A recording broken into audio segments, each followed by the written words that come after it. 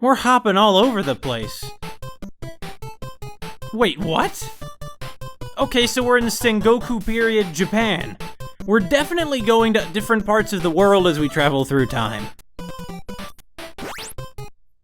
So we're near Mount Fuji, I guess? Are those like giant barrels? Well, whatever. Ninja. Kid, you're doomed. Hey, wait a minute. 1632 was after the Warring States period. The Warring States period ended in 1600. What's going on here?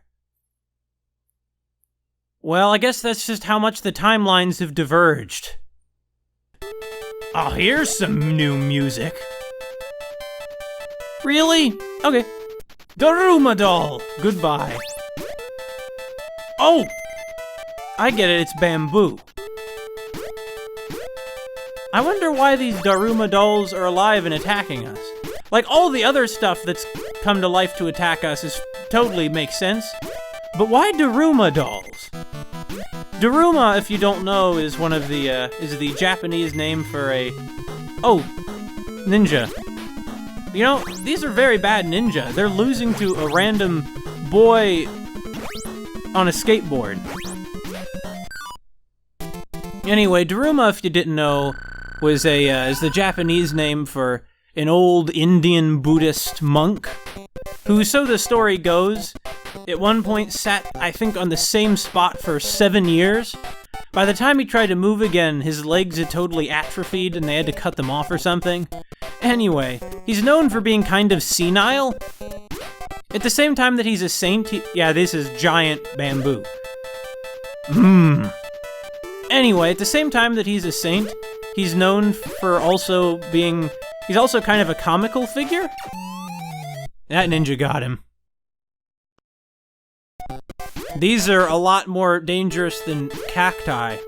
Really, I feel like that Professor Time has been really up, you know, sort of up in the ante with these enemies. You know, we started out with what, dinosaurs? Or well, we started out with dinosaurs, already actually pretty high, but we started out with tin cans and what, like, what the heck? Who are you? Well, whatever, you probably work for Professor Time. Very short little guy. There's another Daruma doll. The Daruma dolls, I don't know where they first began being a thing, or when for that matter, but the Daruma dolls were, well, apparently, I suppose, after the year this is happening in, 1632. In any case, if you, don't know what they are, then that's fine.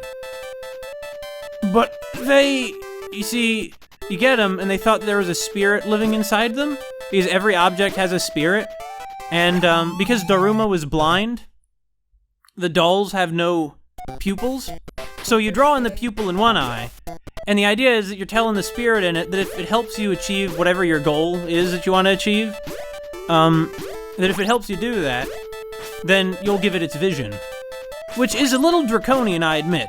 But once it helps you, because I guess you've achieved your goal, well, once that happens, you draw in the other pupil. And thus the pact is fulfilled. And that's what they are. I guess that Dr. Time told these ones that he wanted them to kill this kid. Really, this is a lot of trouble Dr. Time has gone, or Professor, I keep calling him Doctor. That Professor Time, who come to think of it is probably an alternate timeline's Dr. Wily. Ugh. He's going through a lot of trouble just to kill this kid. These ninjas even set up spike pits like this one.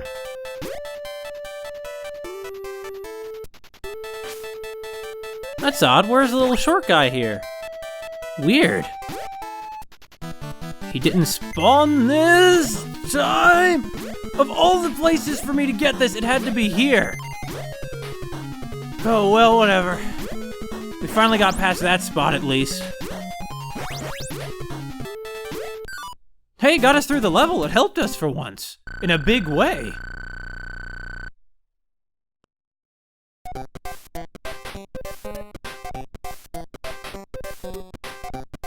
So what part of Japan is this? I'm not sure. I'm gonna say, Nagano.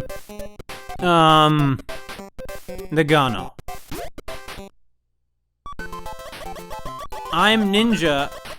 Oh, I get it. He's a ninja. This guy actually has a name for once. Specifically, Hattori Isuizo. What is the tallest mountain in the warring era? What the hell? This is a very different kind of question. What do you mean?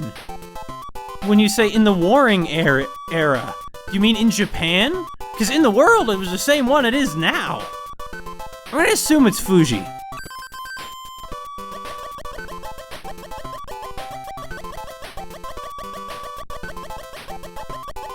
Goodbye. The joke is that he speaks all formally, but then he says goodbye. Which is kind of funny. Really, all of Time Zone is kind of funny. What time zone is this in? Certainly not Mountain Time. This is really, at this point, you know, he's before time zones existed as a concept. I get it now. This is a hidden ninja village. These guys are like Joe Musashi's ancestors. Or to keep in, since I never played one of those games on this channel, I guess I should say they're like the ancestors of Haruka and the Senran Kagura girls. Oh boy, pool of water! What the? How am I supposed to deal with that? I guess I'll figure out a way and do it. There we go.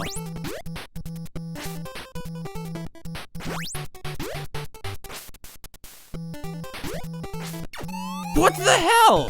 Like, how could you... I guess you have to land on top of the closest ninja, and then leap over the next column of ninja. Because if you haven't noticed, in this game, you can walk on enemies' heads, which is interesting. I haven't seen that anywhere except in Super Mario Bros. 2.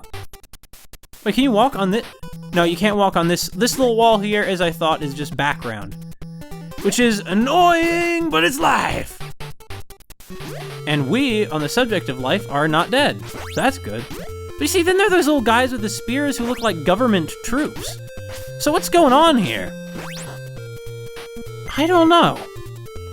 So this was a government troop island, and the next part of town is a ninja part of town, right? I guess? I guess? Oh! Ninja have the element of surprise on their side, because when they're dressed head to toe in purple, they really blend in well with the environment here. Very well. Mount Fuji. We were just talking about you. Speak of the devil.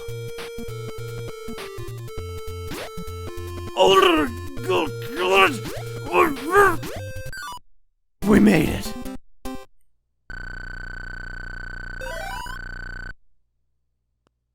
This is the first world where redoing the stages if I lose to the boss and get a game over would actually be rather problematic.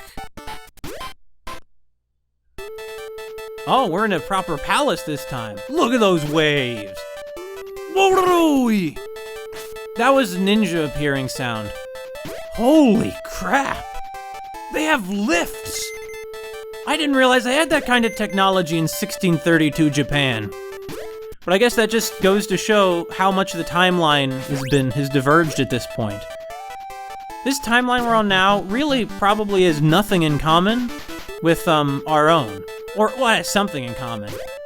But it's only a matter of time before he's on timelines that are so wildly different. Ow! Hit his head. Ow! That are so wildly different from our own. They'll be like a totally different world. I mean, at this rate, we're gonna end up in something like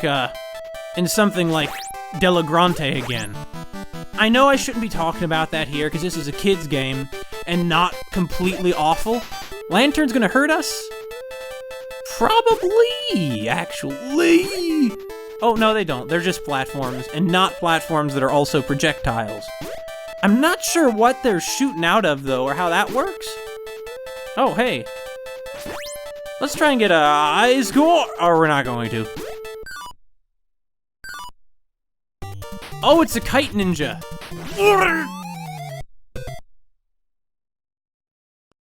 I should just stand still and wait to see what they do before doing anything. Actually... Oh, it makes a little song when you pause it. I'm just gonna look up a video and see what the kite ninja does. This is really quite surreal. I mean, he's skateboarding through a technologically advanced Edo period Japanese fortress, fighting ninja, and he's a little boy and he's wearing like overalls like a dork. Like, very odd stuff going on here. What do those kanji say? I'll figure it out later. So, the ninja, when he swoops, he attacks everywhere except beneath where he was. So that's interesting to note.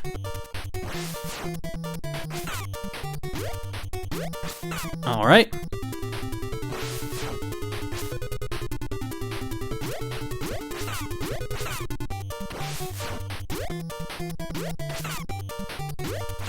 What the heck? You saw a look in his eyes. That guy was going down. He was losing.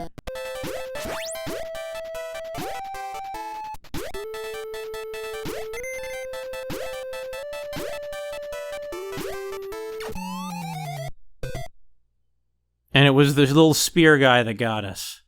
Yeah, let's continue. We've come pretty far. But I gotta do it all again. Okay. Wait, huh? I see they switch up the trivia every time. Well, it's funny you should ask, because the answer is obviously Daruma. I was just talking about this. Mackerel phones, everybody. A trivia god. Really, I just happen to know a few things.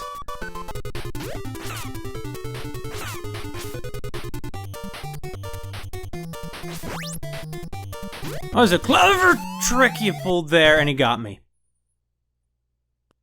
It was clever because at first I thought it was a mistake because his trousers fell down.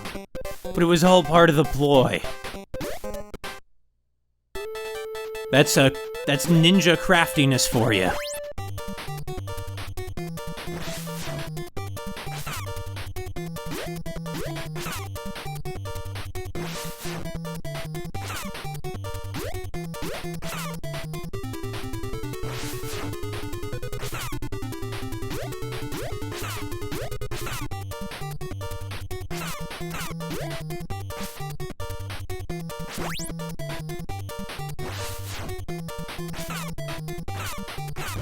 We beat him! We beat him! Screw you, Fallen Pants Ninja! Screw you, Fallen Trousers Ninja!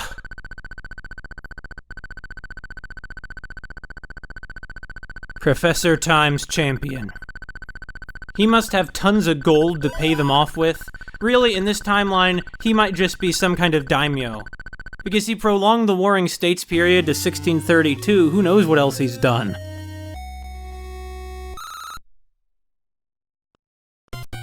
That could have gone a lot worse. He could have just cut the kid's head off. The kid wakes up, hops through the portal. Wakes up on a little piece of sky. Oh, that was a few years ago.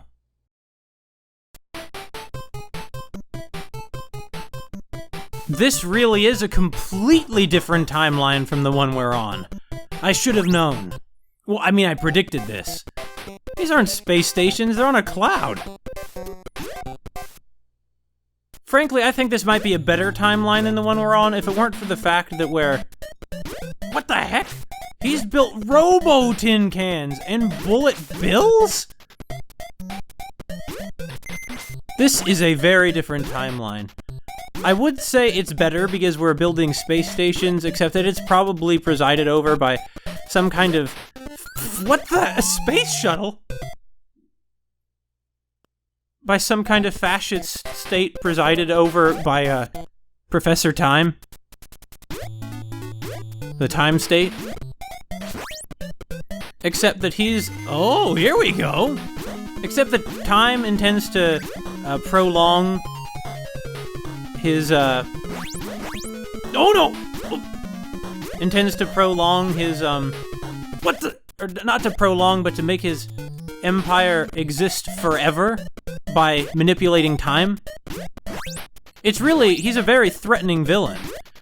Really, he could just go back in time and quit this kid, prevent this kid's conception.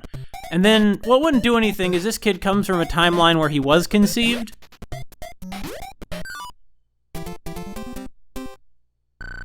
But he probably wouldn't anyway, because he wants to toy with him. We're coming for you, Dr. Wily. Professor Time. Dr. Wily built like Flashman, right? That was the time freezing one. The real question about Flashman is that's like a very powerful weapon. That's like the ultimate weapon right there, is freezing time!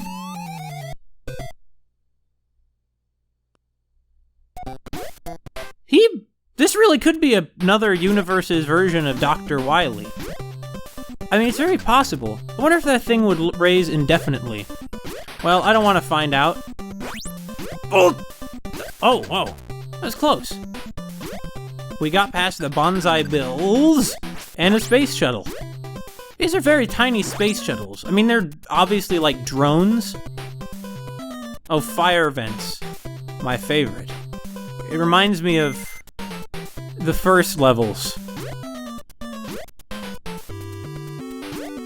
We never found out what those fire vents were for in those first levels. So after, the world began flooding, humanity has fled into the upper atmosphere. So this is quite possibly in the same timeline as the Jetsons. So I think what I mean is that... Whoa! That was scary. Okay, so they're aliens too. Professor Time, we can't beat you. He has aliens on his side. Now, I know that I'm being unfair attacking the aliens on sight. Maybe they just want to give him a hug. Or mind meld with him, Vulcan style. But I really don't trust them. At this point, everything we've met has been hostile, That must be their flying saucer in the lower right of the map. Hello, Earthlings. Can you answer my quiz? Even the aliens are just constrained by petty quiz questions. What has Professor Time done to intellectual inquiry all throughout time? Using special powers, guess what will fall down? One. What the hell? It's a space shuttle, so I assume a satellite. So, even Earthlings use special powers. Well, 3 up! I like how there's one question mark, because even he's a little confused.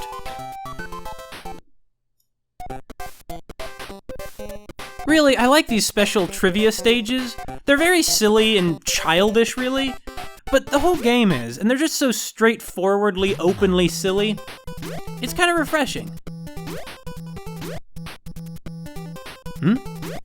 Okay, now we're getting into some rather more challenging style of platforming. He's even like these spark things moving around fuzzy style. Why is it that some of the aliens are nice, but these ones aren't? Like, what? We just talked to an alien. They're not all bad. I guess that one alien might not necessarily have worked for Professor Time, or he was open-minded enough, unlike the... What the? He didn't touch it! I guess that one alien was open-minded enough to be willing to interact with a mere Earthling. To hear out the Earthling's case. Professor Time was not.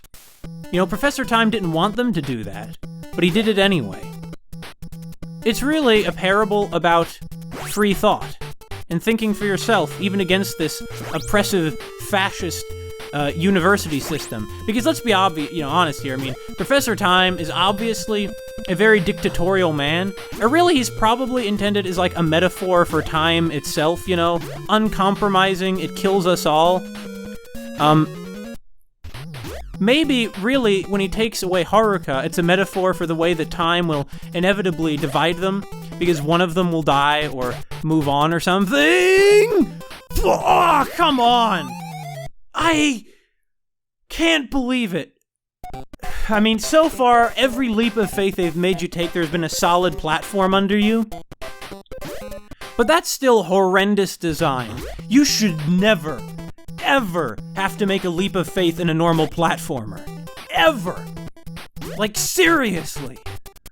Whoever, like, designed platformers to do that, and wasn't doing that because it was an arcade game and they wanted to milk you for all the quarters you're worth, well, screw those guys. That's just terrible. It's as evil as Professor Time. Time knows no mercy, and nor does Professor Time. No, it's really, like, really, this whole criminy. This is really one of my least favorite kind of platformer levels.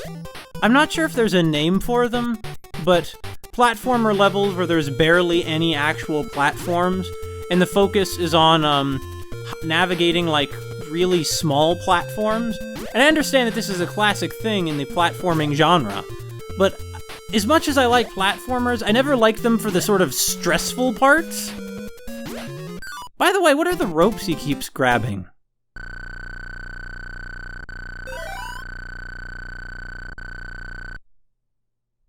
What are they attached to? Clocks? That's just what comes to mind. Or really like a bell. You know, like in a bell tower. But why is he ringing bells? He doesn't want to climb the ladder. Well, I'm hoping this spiral is a background element, and it was. Is that a... What? Just a nut kills him? Kid, well, you actually are very tough. I mean, he charges ahead with an almost suicidal, like, recklessness. It's really kind of incredible. That's how much, like, he's literally willing to go to the end of time for the sake of his girlfriend. Oh, here we go. Alien. Bye. Or, I guess we're just gonna go this way.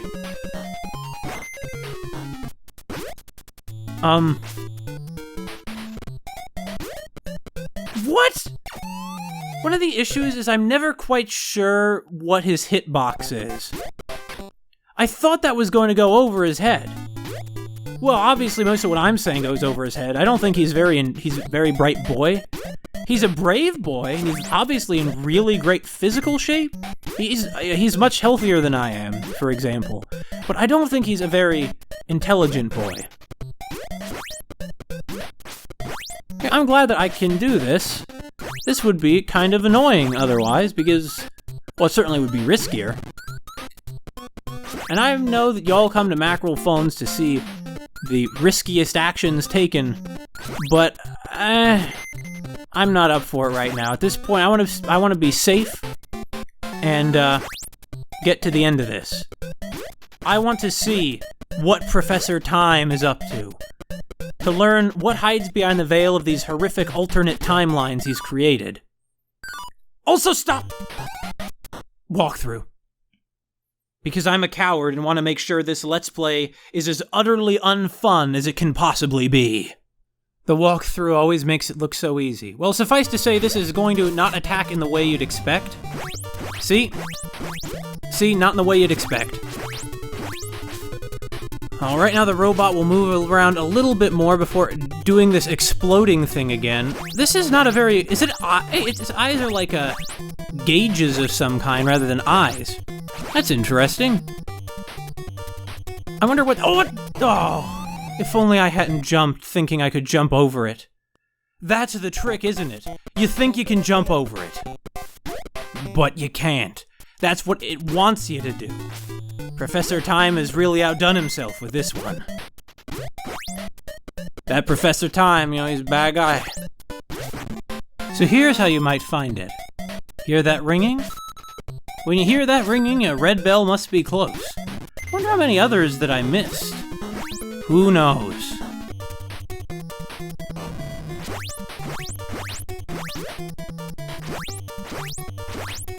I can't tell, do the parts of the robot actually fall in the same spot every time? I don't think they do. Yeah, they definitely do not.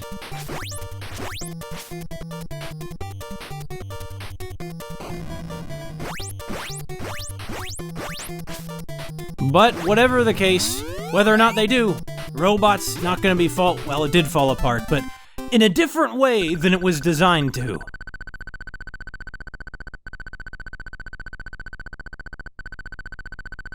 Really ticking away, just like the hours. Time is cruel. Maybe that's why the protagonist isn't named. He's just the boy. It makes it more poetical. It's like a commentary on time itself. And this affects all humans. How could we give a name to the boy? He who is all of us.